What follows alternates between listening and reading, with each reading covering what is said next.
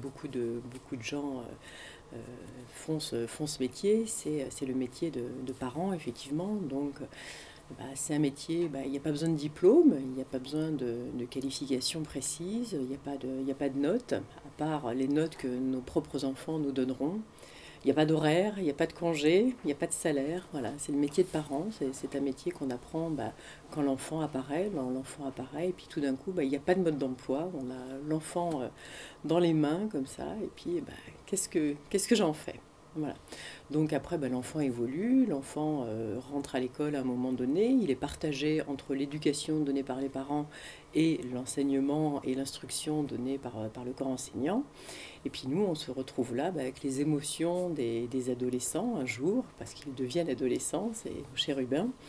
Et puis là, on se retrouve parfois confronté à des choses auxquelles on ne s'attendait pas.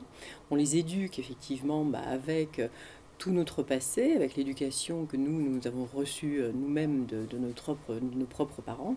Et puis on essaye de réitérer ça et de faire au mieux en fait pour avoir des enfants épanouis, des enfants à qui on va donner des clés d'épanouissement, d'évolution aussi. On va essayer de leur donner confiance en eux et puis de sortir le meilleur d'eux, c'est ça. Et puis surtout, le rôle de parent, c'est vraiment de les rendre autonomes. C'est vraiment ça, l'autonomie, c'est vraiment le respect aussi. On donne des valeurs, on transmet des valeurs en tant que parent. Donc, dans le livre Parents d'ado, mode d'emploi, en fait, c'est vraiment ça, ce que le parent va trouver, c'est ouvrir un coffre, en fait, où dès la première page, il va trouver, en fait, nombre d'expériences que j'ai vécues avec des parents, avec des ados. Donc, les parents se reconnaissent à travers ça et c'est merveilleux. Et puis, beaucoup d'outils pédagogiques qui vont aider le parent à effectivement permettre à l'adolescent de vivre en harmonie dans sa famille, à trouver sa place, à avoir une appartenance familiale qui se perd de nos jours. Et je me souviens par exemple d'une maman qui était venue me voir.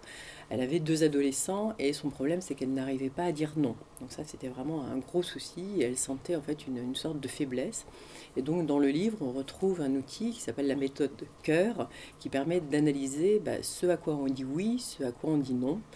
Et puis, on a mis en place cet outil avec cette maman et elle l'a donc mis en place elle-même à la maison et ça a bien marché. Donc, elle a pu effectivement analyser effectivement son projet de parent et c'était quelque chose de merveilleux. Donc ça, pour moi, c'est un très beau souvenir et je souhaite vraiment que ce livre apporte beaucoup de clés et vraiment laisse une empreinte dans l'éducation parentale auprès des adolescents qui, selon moi, est vraiment nécessaire.